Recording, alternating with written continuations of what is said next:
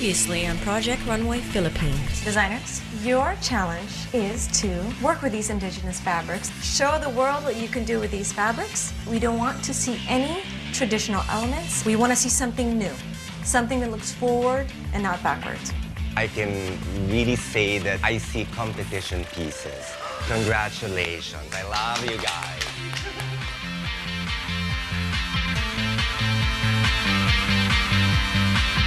Congratulations, Mara. It's Jazz. I'm sorry, but you're out.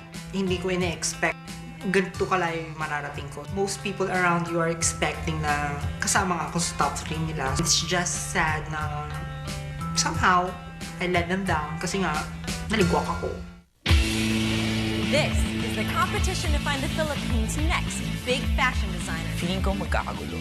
14 designers, This is what I do best. 3 finalists, Lord have mercy, I don't think so. 1 winner, I hate competition. who will show their collection in Philippines Fashion Week, I'm so in. receive $500,000 pesos, It's not just winning, it's how you play the game. and launch their career. Fashion is ageless. Because in fashion, not everyone will make a good fit. It's not just fashion, it's fashion. Fashion will never be the same again. This is Project Runway Philippines.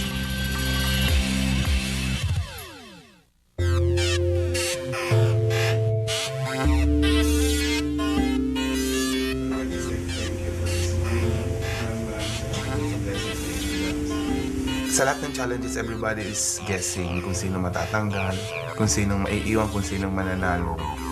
Pero wala talagang tumatama. Good luck na lang sa aming apat. Boneless siya? No. Boneless kasi less bone. Pero may bone pa siya. Smart ko talaga, mother. I love you. Jazz going out from the competition. Yeah, I expected it. Jazz is very consistent. Kumbaga parang never pa siya na bottom 2. This is our first time na bottom 2 kami. Kaya talagang grabe. Super nakakakaba talaga. I'm super happy na nag-win ako kasi ito yung challenge na super inintay ko talaga. Avant-garde. Finally! And this is the only challenge that this girl did not come to us and ask for help. This is her moment.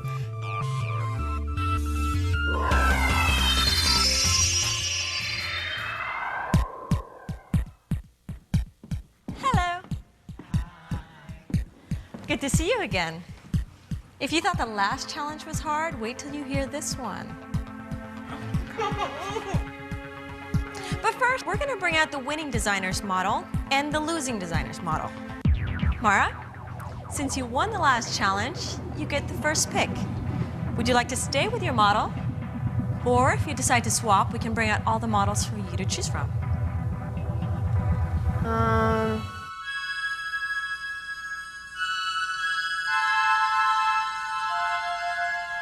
Mara, have you made a decision?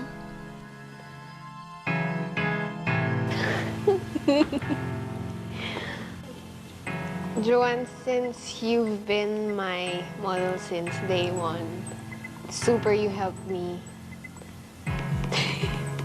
I'm still choosing you. Sorry, Lexi. So that means you're out. Take care, sweetie. Ingat.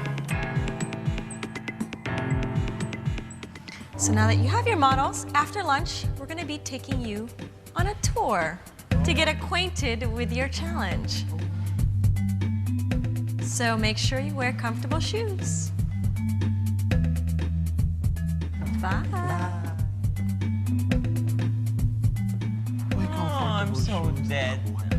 We're waiting for what's gonna be the last challenge before the final 3. We're going to a museum and then we're going to, tour, ikot-ikot ka sa loob. So, yun ang iniisip ko.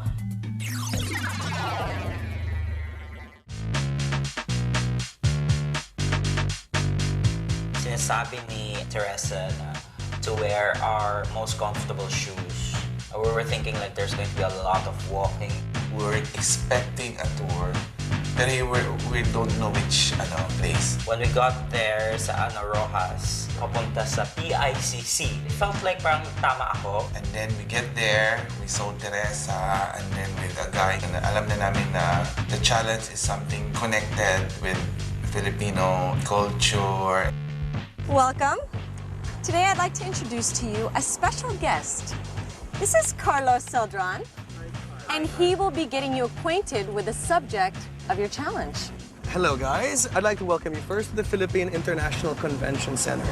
This is Asia's first convention center, one among many buildings here, which include the National Theatre, Cultural Center of the Philippines, the Folk Arts Theatre, the Coconut Palace, and the Manila Film Center.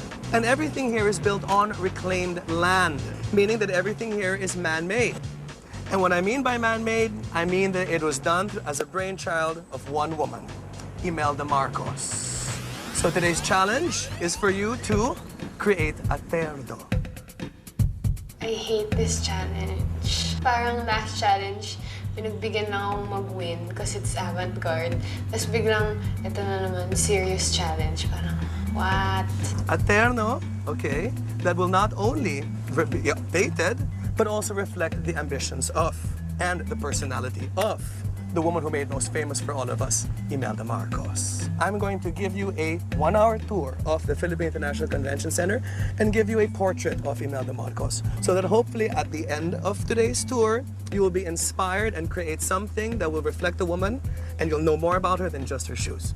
For this challenge, you will be given 5,000 pesos and 30 minutes to shop for your materials at Metro Gaisano. You will have until midnight tonight and 2 days to complete your challenge. Mara, since you won the last challenge, you will get an extra hour to complete your outfit tomorrow evening. I hate this! I hate you!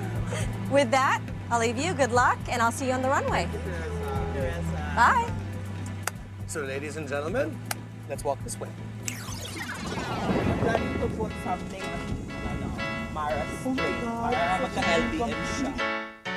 Yes, Imelda Marcos. All I can remember about her was just ternos and shoes. Now, Imelda Romualdez Marcos was born on July 2, 1929, making her zodiac sign Cancer.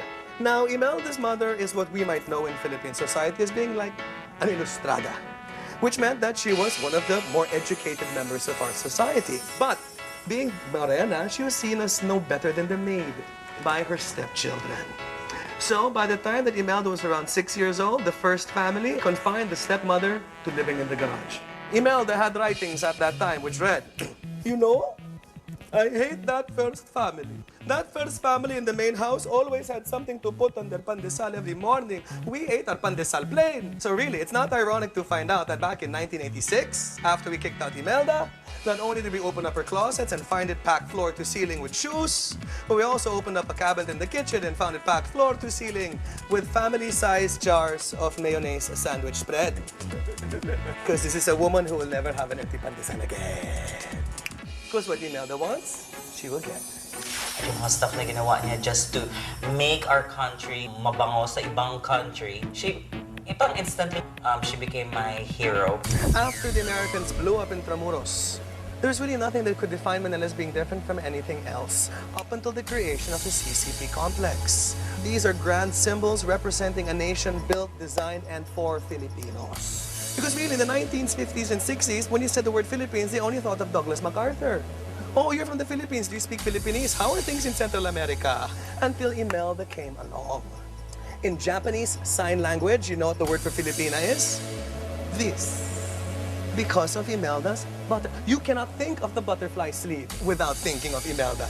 Now, since the government doesn't have the money anymore to go out there and tell how fabulous we are responsible now to go out into the world and tell them how fabulous we are.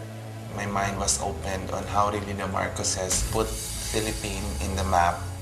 So we built Asia's first convention center, the PICC. Gorgeous building, all made of nara. It's like you're walking through this modern sculpture, which just undulates, and there's shocks of color. That sculpture, untitled sculpture done by national artists for visual arts, Arturo Luz.